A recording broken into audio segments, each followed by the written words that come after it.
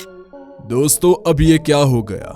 लोग news channel और YouTube पर कहीं और की लड़ाई देख रहे थे, तभी एक गर्मा गर्म न्यूज आती है और लोग अपना काम छोड़कर उसी न्यूज के पीछे लड़ जाते हैं। हम भी आपको उसी न्यूज के बारे में बताने जा रहे हैं। असल में ईरान ने पाकिस्तान पर बिना बताए, बिना किसी अग्रिम सूचना के उस पर एक एयर स्ट्राइक कर दी। पाकिस्तान भी इस हमले से डर गया है, लेकिन यह हमला किस लिए हुआ? कल तक जो पाकिस्तान, ईरान और इराक जैसे देशों के दम पर भारत को आंखें दिखाता था, लेकिन आज अचानक ऐसा क्या हुआ कि पाकिस्तान के मुस्लिम भाइयों ने ही उसी पर एक खतरनाक अटैक कर दिया है।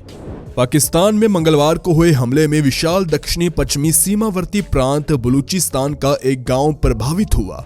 तेहरान ने कहा कि वो जैश अल अदल संगठन को निशाना बना रहा है, जो कि एक जातीय बलूच सुन्नी मुसलमान समूह है जिसने ईरान के अंदर और साथ ही पाकिस्तानी सरकारी बलों पर हमले किए हैं।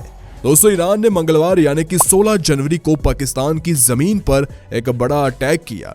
यह अटैक एक आतंकी संगठन को निशाना बनाने के लिए था। ईरान द्वारा किए गए इस अटैक से दुनिया भर में हलचल मच गई है। ईरान द्वारा किए जाने वाली यह स्ट्राइक पाकिस्तान के बलूचिस्तान में हुई है। यहाँ पर अभी तक 3 लोगों की लाश मिली है और 2 लोग गंभीर रूप से घायल हैं। दोस्तों, आपको बता दें कि पाकिस्तान का ये पहाड़ी इलाका कई बलोच आतंकियों को शरण दिए हुए हैं। पाकिस्तान इस बात को बखूबी जानता है और पाकिस्तान ही इन आतंकियों को पाल रहा है।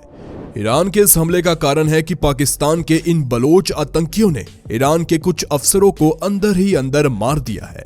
ईरान कई दिनों से इस मामले की छानबीन कर रहा था। जब उसे पता चला कि इन सब के पीछे पाकिस्तान का हाथ है, तो पाकिस्तान के ऊपर ईरान ने अपना गुस्सा निकाल दिया। दोस्तों, कुछ लोग तो अभी भी सोच रहे हैं कि ये इजराइल और हमास की लड़ाई का मैटर है, लेकिन आपको बता दें ऐसा नहीं है। ये एक अलग लड़ाई छिड़ी है जो कि पाकिस्तान और ईरान के बीच है। पाकिस्तान पर हुए हमले से पाकिस्तान के साथ साथ दुनिया भर के सभी देशों की आंखें फटी की फटी रह गई है। लेकिन अगले ही दिन ईरान ने ट्वीट के जरिए इस हमले की जिम्मेदारी ली है और ईरान ने यह भी बताया है कि पाकिस्तान पर किए जाने वाला यह हमला उसने ड्रोन के द्वारा किया है। ईरान का कहना है कि अगर पाकिस्तान ने अपने देश से आतंकवाद नहीं खत्म किया तो आगे पाकिस्तान को इससे भी ज्यादा बुरा अंजाम भुगतना पड़ सकता है। दोस्तों, इस हमले से पाकिस्तान और ईरान के आपसी संबंध खराब हुए हैं। पाकिस्तान ने ईरान से नाराजगी जताते हुए ईरान में स्थित विदेश मंत्रालय से अपने दूत को वापस बुला लिया है। दोस्तों, अगर पाकिस्तान चाहता तो ईरान से बैठकर बात कर सकता था, लेकिन पाकिस्तान ने ऐसा नहीं किया और अपने दूत को वापस पाकिस्तान बुला लिया। हो सकता है कि पाकिस्तान ईरान के खिलाफ कोई बड़ी कार्रवाई करने की कोशिश कर रहा हो। दोस्तों, पाकिस्तान के बलूचिस्तान में ईरान के हमले के 2 दिन बाद पाकिस्तान ने भी ईरान में हमले का दावा किया है। पाकिस्तानी विदेश मंत्रालय की ओर से जारी बयान में कहा गया कि उसने ईरान में शरण लिए हुए पाकिस्तानी मूल के आतंकवादियों के ठिकाने को निशाना बनाया है। पाक विदेश मंत्रालय ने बयान में कहा, गुरुवार को तड़के ही पाकिस्तान की ओर से ईरान के सिस्तान और बलूचिस्तान प्रांत में आतंकवादियों के ठिकानों पर हमला किया गया। पाकिस्तान विदेश मंत्रालय ने कहा, हमने ऑपरेशन मार्ग बर सरमाचार के तहत कई आतंकवादियों को मार गिराया। पाकिस्तानी मूल के आतंकवादी जो ईरान में रहते हैं वो खुद को सरमाचार कहते हैं। पाकिस्तान ने कहा कि हमने तथाकथित सरमाचारों को लेकर ईरान को कई सबूत सौंपे थे। ये आतंकवादी निर्दोष पाकिस्तानियों का खून बहाते हैं। हमने सबूतों के आधार पर कार्रवाई की है। हालांकि पाकिस्तान द्वारा किए गए हमले का अभी तक कोई सबूत सामने नहीं आया है और ना ही पाकिस्तान ने इस हमले के कोई सबूत जारी किए हैं। ऐसे में इस बात को हवाबाजी कहेंगे। वैसे भी पाकिस्तान की इमेज पूरी दुनिया की नजरों में हवाबाज से कम नहीं है, क्योंकि अभी तक पाकिस्तान ने इंटरनेशनल लेवल पर जो भी बयान दिए हैं उन सभी बयानों में पाकिस्तान झूठा ही साबित हुआ है। दोस्तों, ईरान की ओर से पाकिस्तान पर मंगलवार को किए गए हमले में भारत की ओर से प्रतिक्रिया दी गई है। भारत के विदेश मंत्रालय के प्रवक्ता रणधीर जायसवाल ने एक्स यानी कि ट्विटर पर ईरान पाकिस्तान संघर्ष पर भारत सरकार का रुख साझा किया है। उन्होंने लिखा, यह ईरान और पाकिस्तान के बीच का आपसी मामला है। जहां तक भारत की बात है, हम आतंकवाद को लेकर जीरो टॉलरेंस की नीति रखते हैं। हमारा मानना है कि कोई देश अपनी आत्मरक्षा के लिए ऐसे कदम उठा सकता है। पाकिस्तान के करीबी चीन ने भी दोनों देशों के बीच के तनाव को लेकर प्रतिक्रिया दी है। चीन ने कहा है कि दोनों देशों को संयम बरतना चाहिए। चीन के इस बयान पर कई लोग अब पाकिस्तानियों को ट्रोल कर रहे हैं। क्योंकि पाकिस्तान अक्सर चीन के दम पर फूलता रहता है। जब भी कभी भारत की ओर से कोई बात होती है तो पाकिस्तान के लोग यही कहते हैं कि चीन हमारा समर्थक है, लेकिन ईरान के द्वारा किए गए हमले में चीन ने पाकिस्तान का समर्थन नहीं किया, बल्कि उसे ये कह दिया कि तुम अपना मैटर खुद ही सुलझाओ। हालांकि पाकिस्तान ने अभी तक कुछ नहीं किया है। अगर पाकिस्तान ईरान के खिलाफ कोई भी कार्रवाई करता है तो पाकिस्तान को बहुत महंगा पड़ेगा, क्योंकि ईरान वैसे भी इस समय वॉर मोड में है, क्योंकि वो हमास को समर्थन दे रहा है और इस समय ईरान को रोकना पाकिस्तान के लिए एक टेढ़ी खीर हो जाएगा।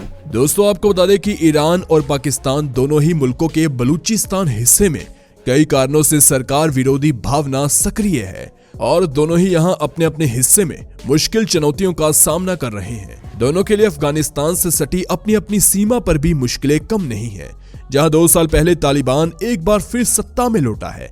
इतना ही नहीं, जहां ईरान इराक से सटी अपनी पश्चिमी सीमा पर भी लगातार मुश्किलों का सामना कर रहा है, वहीं पाकिस्तान के लिए भी अपनी पूर्वी सीमा पर चुनौतियां कम नहीं है।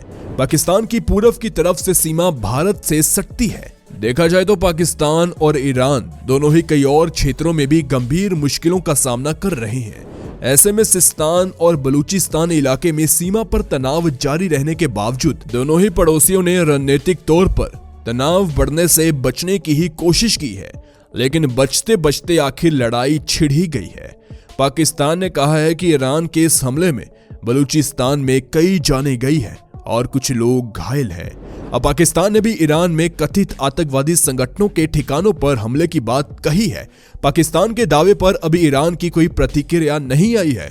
वहीं पाकिस्तान में हमले पर ईरान के विदेश मंत्री ने कहा कि उसका निशाना जैश-ए-अदल चरमपंथी समूह का ठिकाना था। ईरानी विदेश मंत्री ने कहा कि ये कि ईरानी आतंकवादी समूह है जो पाकिस्तान से हमले को अंजाम देता है। ईरान के इस हमले से पाकिस्तान खफा है और उसने तेहरान से अपने राजदूत को वापस बुला लिया। वहीं ईरानी राजदूत को भी वापस ईरान भेज दिया गया।